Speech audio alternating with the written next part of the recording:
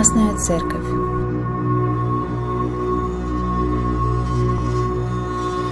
Одной из самых старинных церквей в области Цумерка, несомненно, является расположенная в районе Палеохори, в Ургарелли, Красная церковь, датируемая концом XIII века.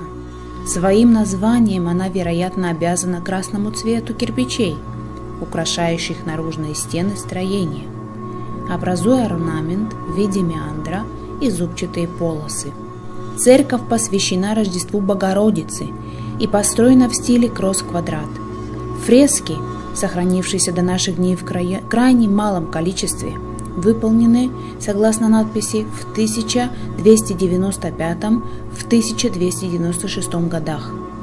Примечательной является картина на восточной стене нартекса с изображением Богоматери и младенца в окружении двух пар мирян.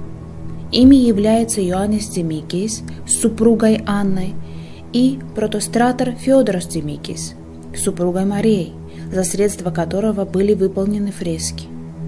Исследователями было доказано, что в той же рабочей группой несколько лет спустя была возведена и церковь святого Климента в Архиде, имеющий тот же архитектурный стиль и примерно тот же внешний декор.